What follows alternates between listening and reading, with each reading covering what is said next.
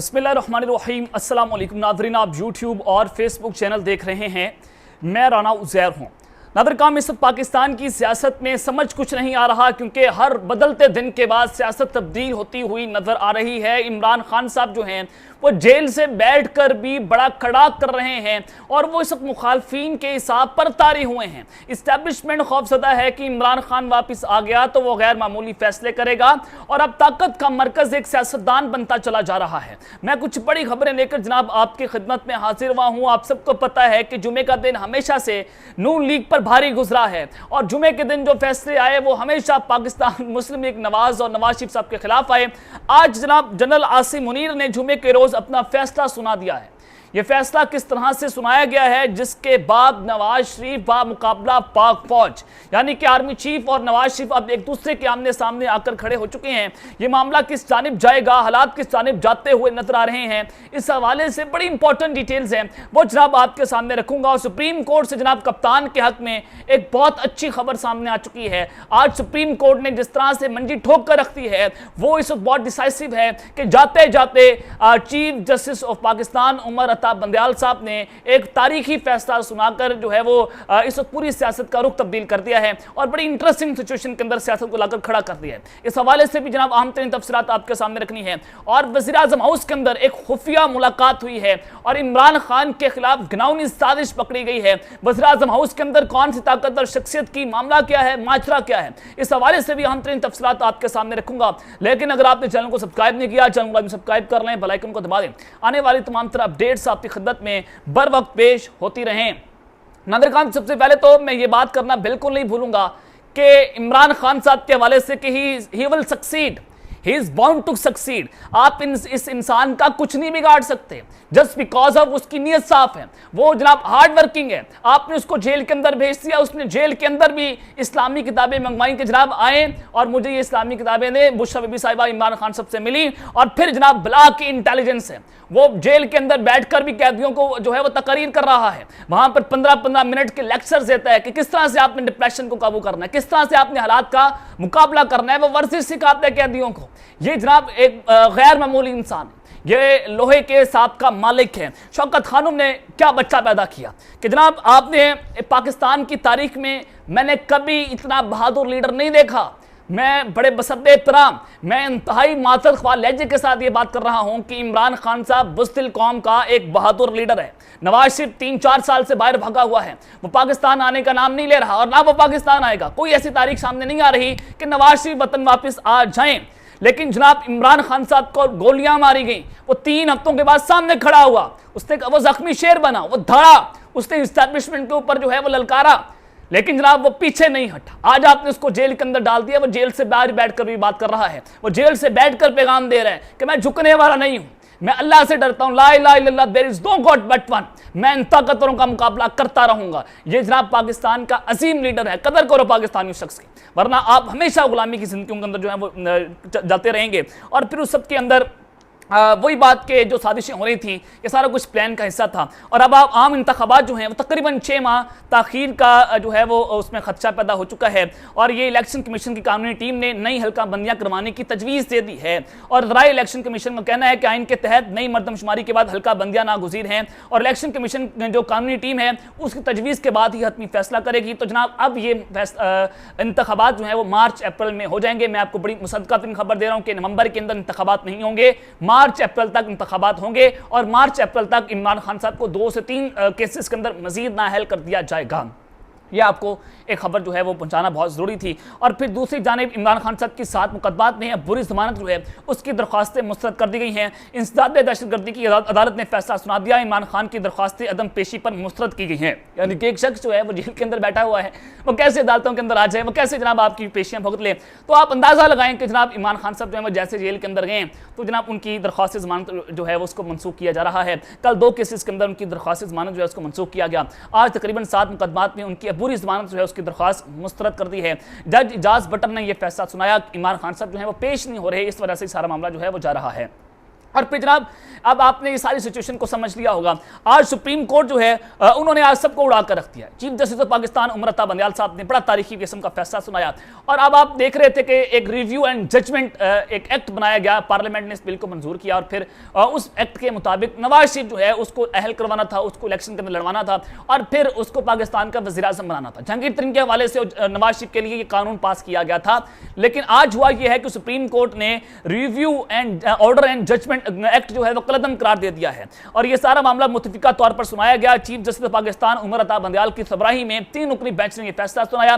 Justice Munib Akhtar का इजाफी note भी मुतफिका फैसले में शामिल है और अदालत उस्मा ने जनाब ये दरखास्तें मंजूर कर ली और अदालत ने करार दिया कि सुप्रीम कोर्ट रिव्यू आइन के खिलाफ है और पार्लियामेंट ने अपना दायरा इख्तियार से तजावुज किया है और फिर तफसीली वजूहात बाद में जारी की जाएंगी। लेकिन जनाब अब जो मामला है वो आपके सामने मैं रख देता हूं कि सुप्रीम कोर्ट ने तहरीरी हुक्मनामा जो है वो भी जारी कर दिया है और 51 सफ़ात पर मुश्तमिल जो है 87 सफ़ात पर मुश्तमिल जो है वो जनाब ये फैसला है, जिसमें 51 सफ़ात जो हैं वो उमर अता बंदयाल साहब और जस्टिस इजाजुल एहसन ने लिखे हैं और तफसीली फैसले के साथ 34 सफ़ात जो हैं वो जस्टिस मुनीब अख्तर साहब ने लिखे हैं। और फिर उस सब के अंदर फैसले के मुताबिक एक्ट की मरकजी शिक 2 आइन से मुतसादिम है। एक्ट की तमाम शिकें मरकजी शिक 2 ही से ही बाकी तमाम ज़िली शिकें जो है वो निकली हैं। अगर मरकजी शिक की कदम करार दे दी जाए तो ज़िली शिकें भी बरकरार नहीं रह सकती। पार्लियामेंट सुप्रीम कोर्ट के दायरा इख्तियार से मुतल्लिक कानून साजी नहीं कर सकती। तयशुदा असूल है कि सादा कानून आइन में तब्दीली या इजाफा नहीं कर सकता। सुप्रीम कोर्ट रूल्स में तब्दीली अदलिया की आजादी के मुनाफी है। अदालती उस्मा ने करार दिया कि सुप्रीम कोर्ट में ज़ेर इल्तवा नजरसानी दरखास्तें आइन और अदालत के रूल्स के मुताबिक जारी रहेंगी और एक्ट ऐसा बनाया गया जैसे आइन में तरमीम मकसूद हो। फैसले में कहा गया कि अगर इस कानून के तहत अपील का हक दे दिया गया तो मुकदमा बाजी का नया सलाब उमड़ आएगा और साइलिन अदालत से रुजू करेंगे। इस बात को सामने रखे बगैर के जो फैसले दिए उन पर अमल दरामद भी हो चुका है और सुप्रीम कोर्ट ने वाज़ेह किया कि हमने आइन के तहफ़्फ़ुज़ और दिफा का हल्फ उठा रखा है। मुमकिन नहीं कि इस कानून को आइन से हम अहम करार दे दिया जाए। चीफ जस्टिस ने तफसीली फैसले में लार्जर बेंच का भी हवाला दिया और करार दिया कि 5 रुकनी लार्जर बेंच ने यह फैसला कर चुका है कि master of the roster chief justice है। तफसीली फैसले में कहा गया कि सुप्रीम कोर्ट कानून में तब्दीली नहीं कर सकती। आइन वाज़ेह कर चुका है कि तमाम फ्रीकैन अदालती फैसलों पर अमल करने के पाबंद होंगे। यानी कि जो नवाज शरीफ के लिए रिव्यू पटिशन दायर करवाने की बातें हो रही थी इस कानून के तहत, आज सुप्रीम कोर्ट ने सारे मामले को उड़ा कर रख दिया है और अब जनाब ये मामला किस जानिब जाएगा, हालात बड़े संगीन होते चले जा रहे हैं और सुप्रीम कोर्ट ने नवाज शरीफ की वापसी के तमाम रास्ते बंद कर दिए। अब हो गया क्या, मामला किस जानिब जाएगा, ये इस वक्त बहुत अहम हो चुका है। मैं सबसे पहले आपको बताना ये चाहता हूं कि इस सारे फैसले के बाद नवाज शरीफ वाली बात पर आता हूं कि नवाज शरीफ बामुकाबला जनरल आसिम मुनीर और फिर जनरल आसिम मुनीर ने जो अपना फैसला सुनाया वो किस जानिब जाएगा, मैं उसकी तरफ आता हूं। लेकिन इमरान खान साहब is most important now. Imran Khan साहब इस सारे फैसले के अंदर बहुत इंपॉर्टेंट हो चुके हैं। सीनियर सहाफ़ी हैं जनाब सलीम साफ़ी साहब, उन्होंने ये सारे मामले के ऊपर जो है वो अपना रद्द-ए-अमल दिया है और उन्होंने इस फैसले को इमरान खान के लिए खतरे की घंटी करार दे दिया है और उन्होंने समाजी राब्ते की वेबसाइट ट्विटर पर यह ट्वीट किया और कहा कि सुप्रीम कोर्ट के फैसले ने शहबाज शरीफ के दोबारा वज़ीर आज़म बनने और इमरान खान को भी ताहयात नाअहल करने की राह हमवार कर दी है।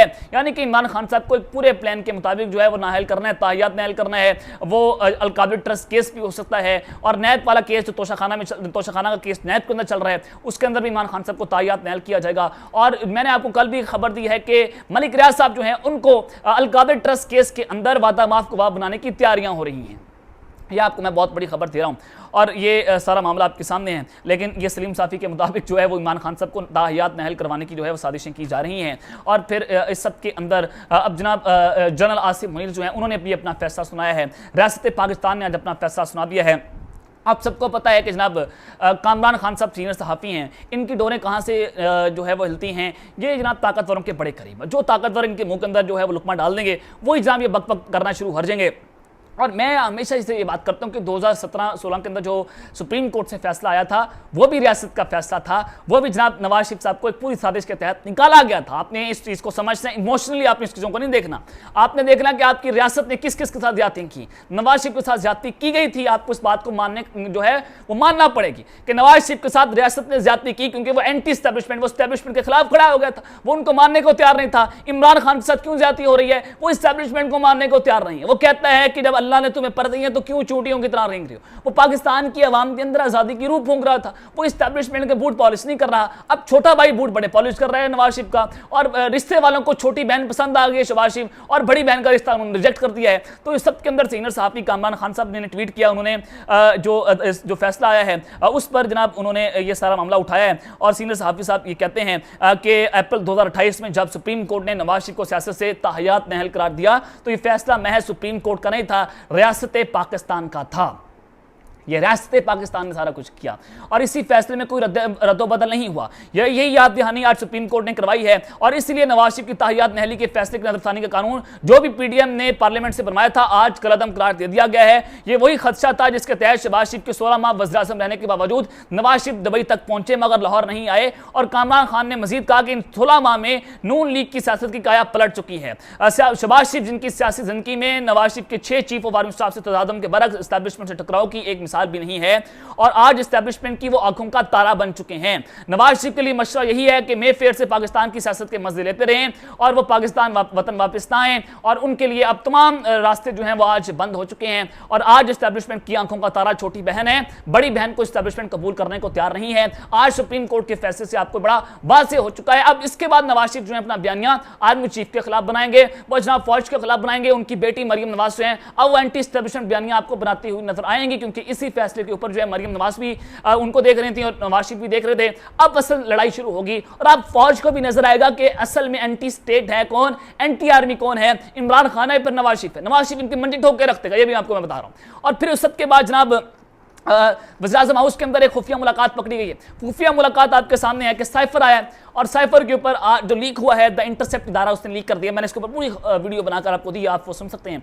और इस साइफर के लीक होने के बाद उसने कहा ये पाक फौज के अंदर से हुआ। और फिर जनाब मैं आपको बताना ये चाहता हूं कि अब जितना भी इस्टेब्लिशमेंट का बयानिया था, DGISPR ने कहा था इमरान खान ने साजिशी बयानिया, हमारे आर्मी चीफ ने भी कहा, साबिक आर्मी चीफ जनरल बाजवा ने, मौजूदा चीफ ने भी कहा कि इमरान खान साहब ने साजिशी बयानिया बनाकर मुल्क में अदम इस्तेकाम पैदा करने की कोशिश की। ये सारी चीज़ें आपने सुनी भी होंगी खुद। अब उसके बाद उनकी तमाम स्टेटमेंट्स जो हैं वो जनाब गलत करार हो चुकी हैं। आर्मी चीफ के ऊपर जनरल बादशाह के ऊपर जो है वो आर्टिकल 6 लगता है, ISPR के ऊपर आर्टिकल 6 लगता है, जो हुकूमत आई जो है साजिश कहता है उसके ऊपर आर्टिकल 6 लगता है। पूरी पार्लियामेंट जो है वो यहाँ पर उठकर रह जाती है कि एक साइफर के ऊपर इमरान खान साहब की हुकूमत को गिराया गया। तो जनाब मैं आपको यह खबर देना चाहता हूं कि शहबाज गिल साहब जो हैं उन्होंने एक बहुत अहम ट्वीट किया है। उन्होंने ये कहा कि अहम तरीन साइफर भेजने वाले असद मजीद साहब को वज़ीर आज़म हाउस में बुलाया गया है और वज़ीर आज़म हाउस के ज़राए के मुताबिक मुबैना तौर पर असद मजीद पर प्रेशर डाला जा रहा है कि साइफर के बारे में ऐसा बयान दें जिससे उसके असर दायल किया जा सके। अभी तक असद मजीद डटे हुए हैं और मीटिंग में वक्फा हुआ है, वक्फे के बाद फिर मीटिंग होगी। डॉन लीग्स के तमाम किरदार इस मीटिंग के अंदर मौजूद हैं, लेकिन असद मजीद जो है वो इमरान खान साहब के खिलाफ बयान देने को तैयार नहीं है। पहले आज़म खान साहब को तैयार किया गया था, अब जनाब वो सारा मामला आपके सामने है। अब जनाब असद मजीद को तैयार किया जा रहा है कि आप जो है वो कह दें कि साजिश नहीं हुई, लेकिन अब ये साइफर जो है वो पूरी दुनिया के सामने आ चुका है। तो 70-72 बार अमेरिका रजीम चेंज ऑपरेशन पूरी दुनिया के अंदर कर चुका है, तो पाकिस्तान के अंदर भी रजीम चेंज ऑपरेशन हुआ है। ये एक जो है वो हकीकत है। तो अब तक लेते हैं, अपना ख्याल रखिएगा और इस अंदर अपने आज़मी ख्याल रखना है। अल्लाह ने के बान, पाकिस्तान जिंदाबाद।